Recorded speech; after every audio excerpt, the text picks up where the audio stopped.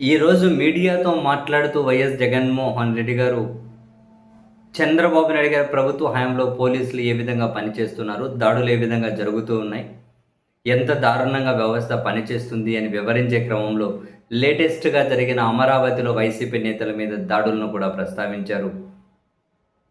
ఇప్పటికే అమరావతిలో వేల ఎకరాల భూములు తీసుకున్న చంద్రబాబు నాయుడు గారు మళ్ళీ రెండో విడత భూములు వాళ్ళ దగ్గర నుంచి లాగేసుకొని చంద్రబాబు గారి కావలసిన మనుషులకు కట్టబెట్టడం కోసం ప్రయత్నాలు చేస్తూ ఉంటే, మేము భూములు ఇవ్వము అని చెప్పి రైతులు తిరగబడుతూ ఉంటే, ఆ రైతుల భూముల్లో మట్టి తవ్వేస్తున్నారని, కొండవీటి వాగు నీళ్ళు అక్కడికి పంపించేస్తూ ఉన్నారు అని, రైతులను తీవ్రంగా ఇబ్బంది పెడుతూ ఉన్నారు అని.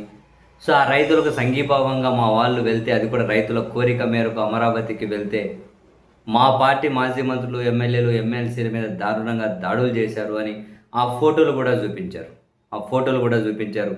దాడి చేస్తున్న టీడీపీ నేతల ఫోటోలు, విజువల్స్ కూడా చూపించారు పేర్లతో సహా. వీళ్ళు దాడి చేసి, రౌడీ షీటర్లు వీళ్ళు దాడి చేసి, పైగా మా మాజీ మంత్రులను, ఎమ్మెల్యేలను, ఎమ్మెల్సీలను రౌడీ షీటర్లు అని చెప్పి అంటూ ఉన్నారు. దాడి చేసిన వాళ్ళతోనే ఫిర్యాదులు తీసుకొని దాడికి గురైన మా వాళ్ళ మీద కేసులు పెట్టారు. అరే ఇది ఏమి చిత్రం! విలన్లు ఎక్కడో సినిమాల్లో ఉంటారు అనుకున్నాము, కానీ చంద్రబాబు నాయుడు గారి రూపంలో మన ముందే ఉన్నారు అని. బీహార్లో జంగిల్ రాజ్ అని చెప్పి మనం విన్నాం, చూసాం సినిమాల్లో, కానీ అసలైన జంగిల్ రాజ్ ఇక్కడే కనిపిస్తూ ఉంది అని చెప్పి జగన్మోహన్ రెడ్డి గారు ఆశ్చర్యపోయారు. దాడి చేసిన వాళ్ళు అదిగో కళ్ళ ముందు కనిపిస్తూ ఉన్నారు. మళ్ళీ ఫిర్యాదుదారులు వాళ్ళేనంట.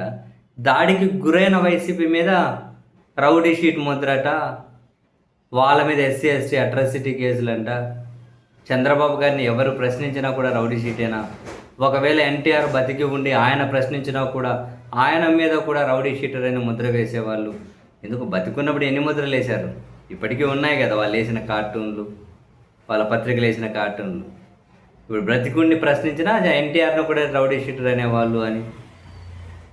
అమరావతిలో వీళ్ళ అవినీతి బాగోతాలు ఎక్కడ బయటకు వస్తాయని చెప్పి ఫ్రస్ట్రేషన్తో దాడులు చేస్తున్నారని, కేంద్ర ప్రభుత్వ ఆఫీసులకేమో ఎస్ఎఫ్టీకి 4,500,000 ఖర్చుకు బ్రహ్మాండంగా రెడీ చేస్తుంటే, చంద్రబాబు నాయుడు గారేమో 20,000 రూపాయల పైగా ఖర్చు పెడుతూ ఉన్నారు అని, అమరావతి ముసుగులో దారుణమైన దోపిడీకి తెరలేపారు అని, అవన్నీ ఎక్కడికి బయటకు వస్తాయని ఫ్రస్ట్రేషన్తో రౌడీ షీటర్లను వైసీపీ నేతల మీదకు పంపించి పెద్ద పెద్ద రాళ్లతో దాడి చేయించి కార్ల ధ్వంసం చేసి మా వాళ్ళ మీద హత్యాయత్నానికి తెగబడ్డారు అని